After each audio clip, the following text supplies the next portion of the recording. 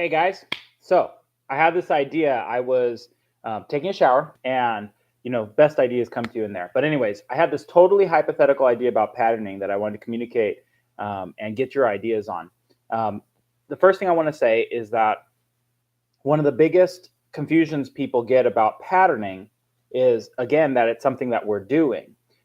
Patterning is really an acknowledgement that dogs pick up patterns really easily. Some dogs more than others, right? We know this from daily life. Dogs pick up on our routines super quickly. Um, so once you acknowledge that, then you are forced into the position that to realize that every time you set a hide, that your dog is trying to connect dots and build patterns, right?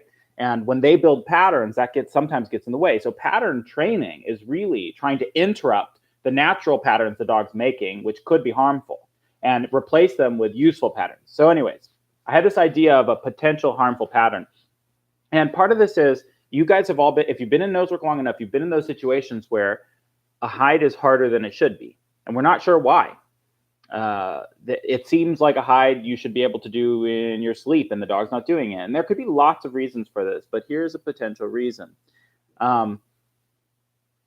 What if we're actually patterning the dogs to respond certain ways to certain odors?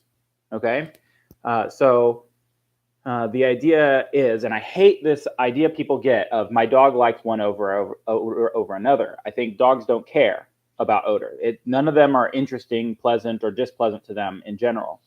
They're pleasant because of what we reward with. They're unpleasant because how we punish, which if you don't think you're punishing your dog, you are, but we'll save learning theory for another time. So what if, for example, just a hypothetical, we unknowingly always set high hides to be anise, right? And so the dog's getting used to this idea of, okay, anise is always high. It's like a bird. I should look up for it. And birch and clove are always low, let's say. Okay. Then what happens if we put a high hide, a normal high hide, but it's clove? Okay. Well, if the dog was super rigidly patterned, and again, this is accidental. We don't know we're doing it. Or if you do know you're doing it, then that's a whole separate issue. Then the dog might struggle and think, well, it smells like it's clove, but I can't find it because it's not where it should be, right? I'm looking in the places where I think clove should be when I smell clove. And so they struggle lifting their nose up. And so it takes the dog longer. And maybe it's not long enough for most people to notice. Maybe it's just long enough that the dog is having an internal struggle of breaking down this pattern of anise is high and clove is low. And now I have to replace that with clove can also be high. Maybe it's not that big of a difference. Maybe it's big for certain dogs, right? Maybe some dogs who have really strong odor obedience and are kind of naturally flexible, they go, oh, it's clove, and clove is normally low, but this time it smells like it's high, so it's high. But maybe there are dogs that are super rigid and say, no, it can't be high because it's never been high before. I know dogs like this, right? No, I can't sit in the backyard. I've only sat in the front yard. I don't understand, right? There are dogs like this. You may have met them. So think about that. And it's not so far-fetched as you might think. Think about it. We introduce, a lot of people introduce new odors, anise and clove, alongside advanced problem solving, right? Because the dogs passed NW1 where they needed birch, and then they add anise, and then they start adding inaccessible and elevation and converging and distractions. They add all these things at the same time they add the new odor. So that's a recipe for creating this kind of superstitious behavior. In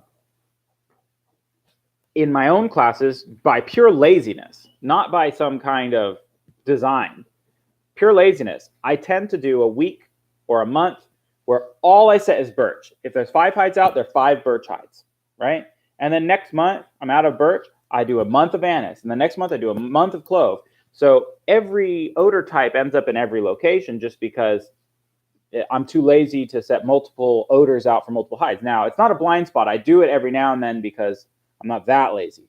But I'm wondering if I might have circumvented some of these problems for some people. But what are they doing at home? And how is that at home training affecting their class and their trial? So that's something for you to think about.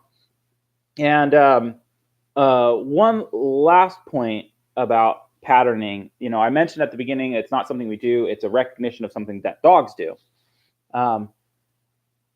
Oftentimes, one of the most common rebuttals I have to pattern training is that they don't want to. They think we're being too strict and making the dog do it the way we want to do it. That's not the point.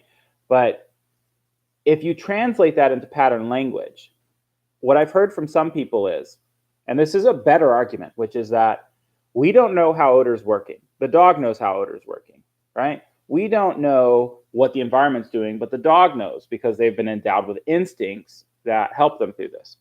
Because we lack all of this information, we should stay out of the dog's way and just set up problems and not worry about it.